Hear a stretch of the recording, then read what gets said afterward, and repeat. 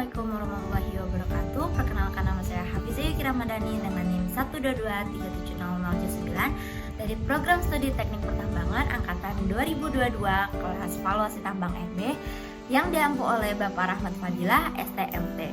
Pada kesempatan kali ini saya akan menjelaskan beberapa materi mengenai valuasi tambang pada minggu kedua yang telah disampaikan oleh Bapak Rahmat Fadilah. Jadi pada kegiatan penambangan terdapat increasing project value dan investment risk. Pada awal kegiatan penambangan, investment risk-nya itu akan bernilai sangat tinggi, di mana memulai turun ketika kita sudah memulai kegiatan penambangan. Jadi untuk kegagalan dalam berinvestasi itu akan sangat sedikit nilainya, dan akan kembali tinggi lagi pada proses penutupan dari penambangan tersebut. Dan peningkatan dari nilai suatu proyek pada awal penambangan akan bernilai sangat rendah, di mana kita tidak mendapatkan hasil apapun dari kegiatan eksplorasi dan lainnya. Namun ketika sudah kegiatan penambangannya berlangsung, increasing project value akan meningkat secara drastis, kemudian akan stabil dan akan turun nilainya pada saat kegiatan penutupan penambangan. Jadi, valuasi merupakan proses penilaian suatu proyek secara keberlanjutan. Kepmen ESDM 1806 K/30/MEM/2018 format laporan akhir studi kelayakan. Pada bab 13 kita akan membahas tentang investasi dan analisis kelayakan. Yang pertama, parameter analisis keekonomian meliputi asumsi harga jual, suku bunga pinjam, rate, dan porsi pendanaan, dan nilai tukar rupiah, di mana nilai tukar rupiah akan digunakan dalam transaksi. Yang kedua ada investasi atau pendanaan. Pendanaan mulai dari eksplorasi, konstruksi, peralatan, modal kerja, pembebasan lahan, dan lain-lainnya. Investasi dibagi menjadi 3, yaitu modal tetap, modal kerja, dan sumber dana, di mana modal tetap itu dikeluarkan sekali pada, seperti contohnya untuk membangun kantor pusat dari kegiatan penambangan tersebut. Yang kedua, modal kerja dikeluarkan untuk operasi pertama sebelum dapat omset, yaitu pembelian alat berat, gawai untuk berkomunikasi di dalam site pertambangan, dan lainnya.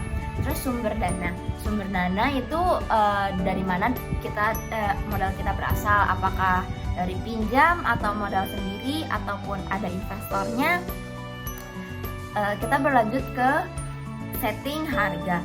Jadi setting harga itu tergantung dalam mineral yang ditambang. Dalam diamonds, setting harganya itu kita lihat dari distributor terbesar. Terus kalau misalkan logam berharga itu dari pasar terminal, di mana kita bisa melihat harga pasar dari emas, platina, perak, rhodium, dan palladium. Bulk minerals yakni biji besi, batu bara, dan bauksit bisa kita setting harganya dengan negosiasi dengan konsumen terbesar.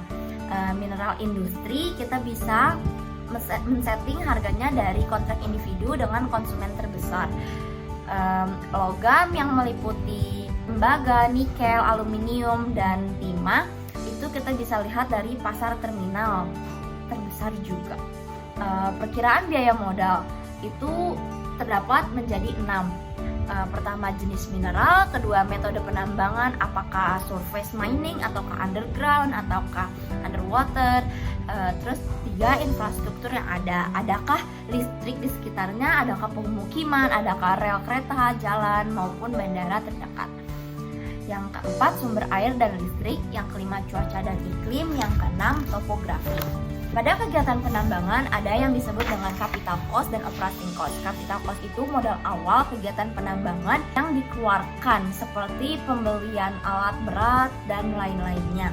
Terus biaya operasi merupakan biaya selama kegiatan penambangan berlangsung, di mana perawatan alat berat, perawatan jalan, biaya bahan bakar dari alat berat, dan lain-lain.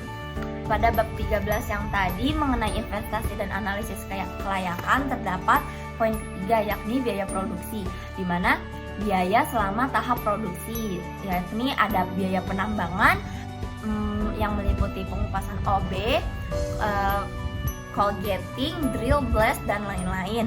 Dan biaya pengolahan pemurnian, berikutnya biaya lingkungan dan keselamatan pertambangan, berikutnya biaya pengembangan masyarakat, berikutnya biaya tenaga kerja, dan yang terakhir ada biaya overhead. Estimasi biaya penambangan itu dapat diklasifikasi berdasarkan jenis penambangan yang dilakukan, apakah surface mining maupun underground mining. Pada surface mining terdapat beberapa kategori, yaitu target produksi, stripping ratio, profil jalur angkut, dan estimasi powder factor. Pada underground mining terdapat kategori seperti desain area kerja, menghitung biaya alat, pekerja, dan persediaan untuk preproduksi, serta menerapkan biaya peralatan, upah gaji, dan persediaan ke parameter biaya untuk estimasi modal dan biaya produksi, serta membandingkan estimasi biaya dengan ekspektasi pendapatan.